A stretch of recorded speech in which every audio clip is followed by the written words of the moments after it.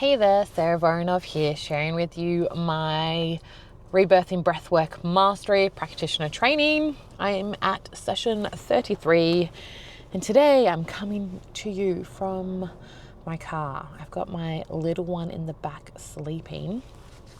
So, you've got to take advantage of the moments that you have.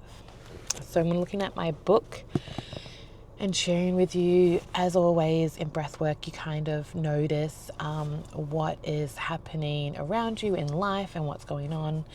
And after my last breathwork session, I noticed my body issue stuff started kind of activating up a little bit. I think I was,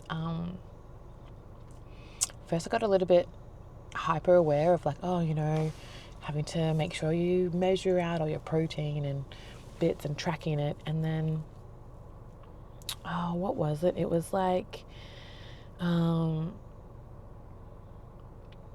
that's right.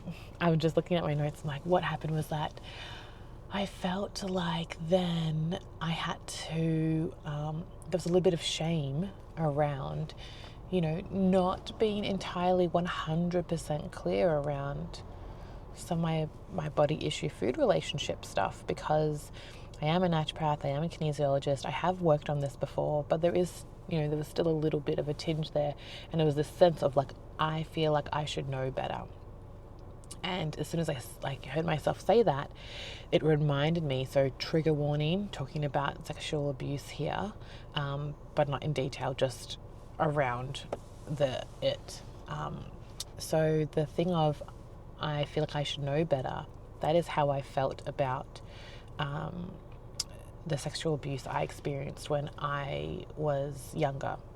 And it was this feeling around that experience that I felt like, even though I was only 5, it felt like, I was made to feel, my experience was that I should know better, and then that wouldn't have happened, and it was my responsibility. And then I got tracked onto this responsibility thing where I'm oh my God, if it's been my responsibility since I was young all the way to now, and then almost this rebelliousness of I don't want to be responsible. I don't want it to be all on me or all my fault.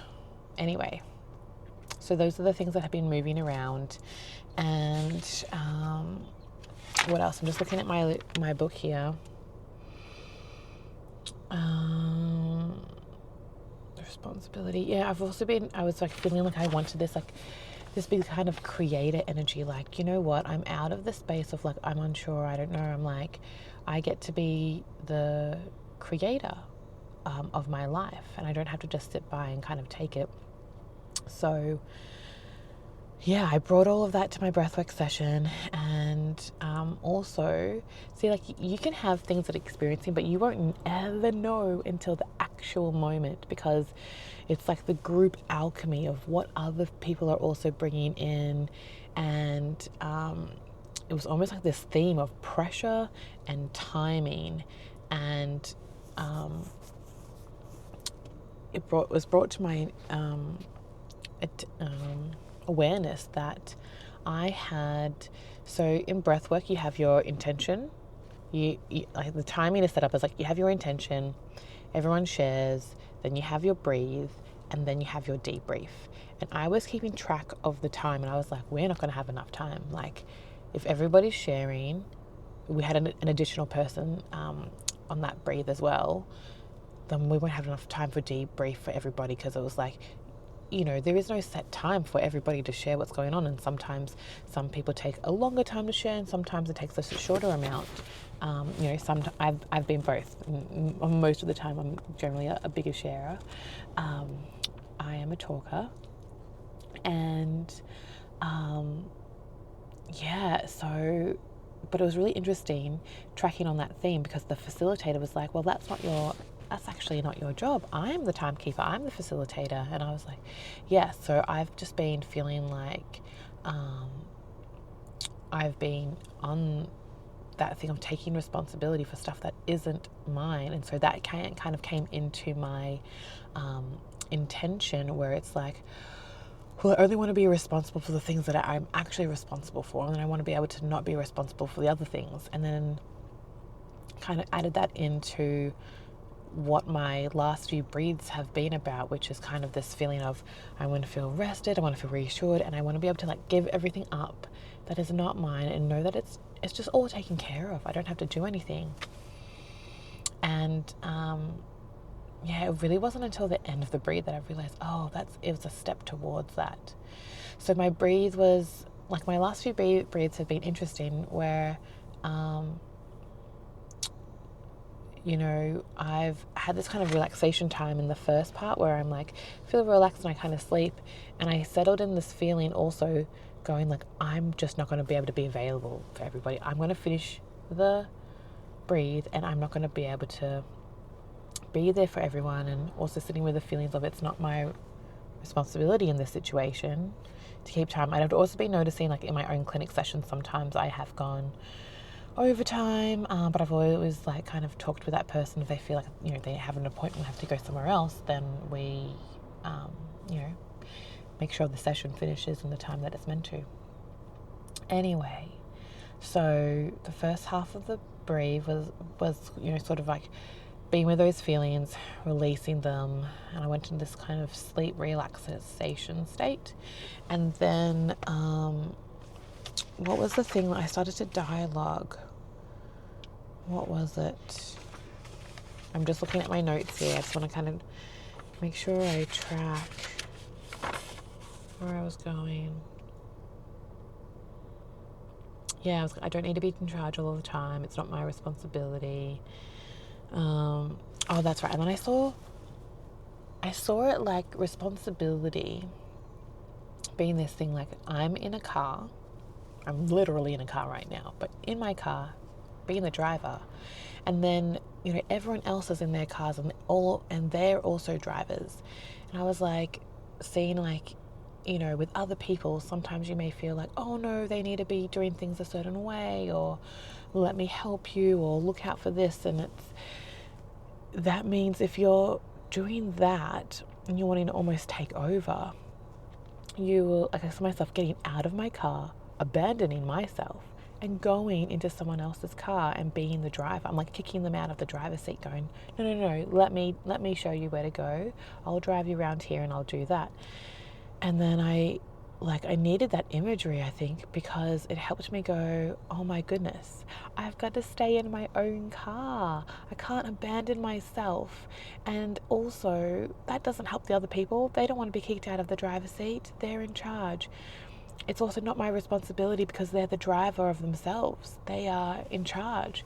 And so I saw it like, well, I can always wind my window down. I can put my window down and I can tell people if I feel like there's something out ahead. Maybe I can let them know, hey, the destination that you really want to go is that way, even though you're going backwards, you're going in the wrong direction. But whatever it is, it's like, that's not my responsibility. And that kind of really helped me. And then it was also, I started to dialogue towards the end of the breathe. And then, you know, the facilitator, as we're dialoguing, she's like, okay, just letting everyone know we only have 5 more minutes left. And I was like, first I laughed and I was like, oh, yeah, of course. And then I started feeling really sad. It was this feeling of like, of course we are going to be finishing. Like, I've started to feel like I'm getting momentum and we're moving it, and I have to finish up. And really what that was about, it was getting me in touch with the feeling. So many times in my life, especially when I was younger, the feeling of having to kind of wrap up my emotions, like feeling like I don't have the space and time to be with my feelings. I need to feel resolved so that we can move on. And I sat with the feeling because it was really uncomfortable. As I was dialoguing, and she's like, well, what if you you're allowed to take your time and move in when you are ready, when you feel complete in your own timing. And I wrestled with all the feelings of not feeling like that was possible, and then feeling like, well, it is a choice. And because I was like, oh, we'll have to get up soon. And she's like, why? Like, do you have to? And I was like, well, that's the process. You're laying down, you breathe, you get up, you journal, and then you talk. And then she's like, but do you have to? And I was like, it feels like it, but I guess I could stay laid down even though that doesn't feel right. And then what came into it is like, well, I actually like to sit up. I actually like that feeling of sitting up and talking upright, not laying down. And then for me, the awareness dropped in that I get to do the things that really feel good for me, and I get to let go of the things that don't. And it's not me copying everybody else if I'm doing the things that feel good. I'm just following what feels good inside me. So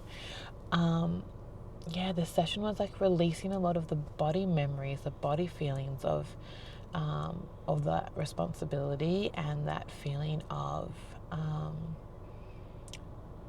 not feeling like I could fully be with my feelings. I feel like I had to rush along. And also, what was it? It's just briefly touching on my sexual abuse story. I've shifted so much energy around that, but around that responsibility it was not my responsibility. The only thing that I was actually responsible for was expressing myself, or actually using my voice and saying what was happening. That was my responsibility, because nobody knew what was happening, and nobody knew what I was feeling. So, and how could they? They don't live in my body or my mind. And so that was my responsibility, but in keeping me safe and protecting me, and not being like bait, I don't know, that was all other people's responsibility. And it really got me in touch with this feeling of interdependence. So, not to make this like super long, but it's like, because we have codependency, we have independence, and then we have interdependence. And when we have, codependency is like, we can be in this situation where we either want to be the rescuer, I really want to help you, I'm giving you advice, or I'm doing this stuff. And then maybe you give someone advice, you want to try and help them, but they don't listen, they don't take it on. And then you become the persecutor, and you persecute them because you're like, well, see, I told you, why didn't you take my advice? Why didn't you take my help? I offered you. And then you may fall into the victim state where you're like, oh, well, what is the point of me giving advice? And I'm so tired and nobody listens to me. And you kind of go on this cycle of being that codependent cycle. And then to move from codependency, you need to feel like you can be independent. You know that you have value, that you have worth. And then you're able to be interdependent. And interdependent is like, I have my complete role and I am whole, and you have a role and you are complete and whole, and we can depend on each other. I'm doing this because I kind of saw it as these rocks that are odd shape, and it's like they all have a purpose. So when I'm in clinic and I'm in a space, my job is to book the appointment time, and when to have that time available for them. My job is to be there. The job of the people that I see, the clients, their job is to arrive in that time. My job is to keep an eye on the time to make sure that we finish. And so it's like we both have responsibilities, and we're both able to do our role and work together. And I think everything is all about bringing your conscious awareness to how you're moving in life.